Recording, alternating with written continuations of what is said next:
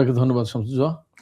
প্রথমে যেটি আমি বলছিলাম সেটি প্রশ্ন যে মাত্র কয়েক মাস আগে আমরা দেখলাম, এখন থেকে প্রায় 8 মাস আগে, গত জুন মাসে জি 12 দিন ধরে ইরানে একটা হামলা চালালো ইসরায়েল। সেই সময় আমরা দেখেছি অনেক সিনিয়র সামরিক বেসামরিক নেতাকে হত্যা করা হয়েছে, কিন্তু এবারে সরাসরি আলী খামেনিকে হত্যা করতে সমর্থ হওয়া, এটি আমার মনে হয় যে সমস্ত সমীকরণকে পাল্টে দিয়েছে। আমার প্রশ্ন হচ্ছে, ইরান যুদ্ধের বা মধ্যপ্রাচ্যের যে সংঘাত, সেটির ভাগ্য নির্ধারণ করে দিলে এই মৃত্যুই কিনা? না, আচ্ছা, এই মৃত্যু ভাগ্য নির্ধারণ করে দিলে আমি সরাসরি জি জবাবে চলে গেলাম। জি দর্শকদেরকে ধন্যবাদ। হ্যাঁ, এটা যদি নির্ধারণ করে দেয় ভাগ্য, তাহলে যুদ্ধ বন্ধ হয়ে যেতে হয় এবং আমেরিকা এবং ইসরায়েলের যে প্রত্যাশা, ইরানের ইসলামী সরকারকে উৎখাত করে দেয়া এবং তাদের পছন্দের সরকার প্রতিষ্ঠা করা, সেগুলো হয়ে যায়। তাহলে এবং এইভাবেই ভাগ্য নির্ধারিত হওয়ার কথা। অথবা ইরান এবার যে যুদ্ধটা করছে তারও একটা লক্ষ্য আছে। ইরান কিন্তু পরিষ্কার করে বলেছে যে এবার যদি একটা গুলি ছোড়া হয় তাহলে সর্বাত্মক যুদ্ধ হবে, আঞ্চলিক যুদ্ধ হবে, এবং এই যুদ্ধ হয়তো ওরা শুরু করবে, শেষ আমরা করব 2-3 দিন পরেই যে সিজফায়ার করা হবে, এটা আর হবে না। আমি বলি যে আমি তো রেডিও তেহরানে থাকার সময় লিখেছি, বলেছি, প্রচুর পড়াশোনা করার চেষ্টা করেছি, এবং ফ্যাক্ট হচ্ছে যে আমি ইরান বিষয় নিয়ে আজ 35-36 বছর আমি কাজ করি, ভাবি, চিন্তা করি, পড়ি, বুঝি, লিখি। তো এতদিনের যে আমার একটা পর্যবেক্ষণ, বলতে পারেন যে নিবিড় একটা পর্যবেক্ষণ, সেই পর্যবেক্ষণের ফিনিশিংটা এইরকম যে ইসরায়েল, আমেরিকা এবং ইরান, এই 3 শক্তির ভেতরে একটা চূড়ান্ত হিসাব নিকাশ হবে এবারে না, একটা হওয়ার কথা। সেই হওয়ার কথা হিসেবে সেই চূড়ান্ত হিসাব নিকাশের মেবি এইবারই হয়তো সেটা হতে যাচ্ছে আমার কাছে মনে হয়। এবং ইরানের সর্বোচ্চ নেতাকে হত্যা করা হয়েছে। আপনি যেমনটি বললেন যে সমস্ত সমীকরণ বদলে গেছে, ছাড়িয়ে গেছে, পাল্টে গেছে, সেক্ষেত্রে এই সমীকরণ মানে সর্বোচ্চ নেতাকে হত্যা করা মানেই অনেকগুলো ঘটনা। ইরানের রাষ্ট্র ইরানের কার্যত প্রধানকে হত্যা করলো। যদিও সরকারের প্রধান প্রেসিডেন্ট আছে, কিন্তু সর্বোচ্চ নেতা তো সবার প্রধান। সেক্ষেত্রে তিনি রাষ্ট্রের প্রধানকে হত্যা করা হয়েছে, এবং একেবারে সন্ত্রাসী কায়দায়। এটা তো রাষ্ট্রপ্রধানকে হত্যা করা, এটা তো সাধারণ কোনো ঘটনা না, একেবারে। হ্যাঁ, নিশ্চয়ই ইরান এইরকম একটা জায়গা থেকে আমি যে কতটুকু বলে শেষ করতে চাই, যখন এইরকম একটা ঘটনা ঘটছে, এর মানে দাঁড়াচ্ছে ইরানের পেছনে আর জায়গা নেই পিছানোর। এখন তাকে একটা কিছু করতেই হবে। সেই একটা কিছু করার মানেই দাঁড়াচ্ছে যে ইরান এবং আমেরিকা এবং ইসরায়েলের সাথে ইরানের চূড়ান্ত বোঝাপড়া এইবারই হবে। নিশ্চয়ই, কারণ সরকার প্রধান এবং দেশের শীর্ষ নেতা তাকে যখন হত্যা করা হয় এবং তার নিজ কার্যালয়ে হত্যা করা হয়, এখন পর্যন্ত যে তথ্য পাওয়া গেছে, সেইটি হচ্ছে সর্বোচ্চ একটা সিম্পটম, একটা মানে চিহ্ন বলা যায়। এখন আমার প্রশ্ন হচ্ছে, পরবর্তী নেতা কে হতে পারে, যখন এইরকম তিনি তার জীবনের দীর্ঘ সময়ের প্রায় অর্ধেকটা সময় এই ইরানের সর্বোচ্চ নেতার পদে থেকে দায়িত্ব পালন করে আসছেন। এখন প্রশ্ন হচ্ছে, তার ছেলের কথা শোনা যাচ্ছে, মোজতবা খামেনি, এছাড়াও লারিজানি, যিনি ক্ষমতার কেন্দ্রে উঠে আসছেন, এই মুহূর্তে সিদ্ধান্ত গ্রহণের অনেকগুলো গুরুত্বপূর্ণ জায়গায় তিনি আছেন, এছাড়াও আরো অনেকের নাম উঠে আসছে। তা আপনি যেভাবে জানেন তাদের যে একটা কাঠামো, সেই কাঠামোর ভেতর থেকে আসলে কি প্রক্রিয়ায় পরবর্তী নেতা নির্ধারণ হতে পারে বা হয়? যে প্রক্রিয়ায় নেতা নির্ধারিত হবে সেটা হচ্ছে যে ওখানে অভিভাবক পরিষদ আছে, বিশেষজ্ঞ পরিষদ আছে, এবং জাতীয় নিরাপত্তা পরিষদ আছে, এবং প্রেসিডেন্টের একটা কনসার্ন থাকে মনে হয়। তো সাংবিধানিক একটা সিস্টেম আছে, এবং ওই সাংবিধানিক সিস্টেমটাই ফলো করে সর্বোচ্চ নেতার পদে নতুন কাউকে দায়িত্ব দেওয়া হবে, এবং এই নিয়ে জটিলতার কোনো কিছু হবে না সেখানে। এটা মোটামুটি আমি নিশ্চিত বলতে পারি। আর অর্থাৎ সাংবিধানিক কোনো জটিলতা এখানে তৈরি হবে না, রাজনৈতিক কোনো জটিলতা তৈরি হওয়ার কোনো কারণ নেই। এটা সেটেলড ইস্যু। এখন কে হবেন পরবর্তী নেতা, সেটা একটা প্রশ্ন। মোজতবা খামেনির কথা অনেকবারই উচ্চারণ হয়, কথা আসে যে তিনি পরবর্তী নেতা, এবং আমি যতদূর যা বুঝি জানি যে এই প্রচারণাটা অনেকটা পশ্চিমা গণমাধ্যমের। আচ্ছা, তো সেক্ষেত্রে মানে অনেকে এইভাবে দেখাতে চেয়েছেন যে তিনি তো এত বছর থাকলেন, পরবর্তীতে তার ছেলেকে উত্তরাধিকার করে দিয়ে যেতে চান, তার মানে খানিকটা রাজতান্ত্রিক একটা ধারার সাথে উনার জীবনটাকে মিলিয়ে দেওয়ার চেষ্টা করে এই অ্যাঙ্গেল থেকেই পশ্চিমা গণমাধ্যম সম্ভবত এই বিষয়টা তুলে ধরে।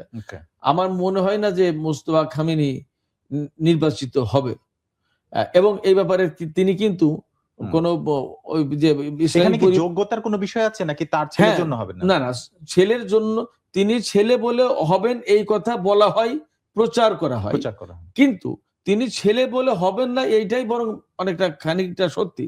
যদি যোগ্যতার প্রশ্ন থাকে, ডেফিনেটলি যোগ্যতার তো প্রশ্ন আছে। সর্বোচ্চ নেতা, তিনি পররাষ্ট্রনীতি দেখবেন, প্রতিরক্ষা নীতি দেখবেন, টোটাল দেশের তিনি তো অভিভাবক হবেন, প্রেসিডেন্ট, সংসদ সবার অভিভাবক। তো সবার অভিভাবক যখন, তখন তো তার ওই রকম কোয়ালিটি, তার ওই রকম এক্সপিরিয়েন্স, তার ওই রকম আপনার কম্পিটেন্স এগুলো থাকতে হবে। তো তা না হলে তো তাকে এইরকম পজিশনে তো বসানো যাবে না। সেক্ষেত্রে এটা ওই অভিভাবক পরিষদ এবং বিশেষজ্ঞ পরিষদ বা সাংবিধানিক যে সিস্টেম এবং এই কাজে যাদের যাদের নিযুক্ত থেকে নেতা নির্বাচন করার কথা তারা করবেন, এবং ডেফিনেটলি এই জায়গায় যোগ্যতা, অভিজ্ঞতা এবং পলিটিক্যাল তার কনসাসনেস, তার জ্ঞান, তার যোগ্যতা, তার দূরদর্শিতা, এই সমস্ত বিষয়গুলো বিশেষভাবে বিবেচনায় আনা হবে। আপনি যেটা বলছেন সেটা হচ্ছে যে একটা প্রসেস আছে, সেই সিস্টেম অনুযায়ী এটা পরিবর্তিত হবে, এখানে সাংবিধানিক একটা মানে সমাধান দেয়া আছে। কিন্তু আপনি আজকে আমাদের পত্রিকায় একটা লেখা এসেছে, সেখানে আপনি বলেছেন যে যে ইরানে যে ক্ষমতার পালাবদল, এটি অবশ্যই প্রয়োজন এখন, কিন্তু সেই ক্ষমতার পালাবদলটা খুব সহজ হবে না। সেই সহজ হবে না বলতে আপনি আসলে কি বলছেন, সমস্যাটা কোথায়? খুবই, আমি ওই জায়গায় যেটা আমি বুঝেছিলাম, আমাকে যে প্রশ্ন করা ছিল, আমি যে কথার প্রেক্ষাপটে ক্ষমতার পালাবদল সহজ হবে না বলতে বুঝিয়েছিলাম যে ইসরায়েল এবং আমেরিকা যে ইরানে ক্ষমতার পালাবদল ঘটাতে চাই, এই পালাবদল ঘটানোটা খুব সহজ হবে না।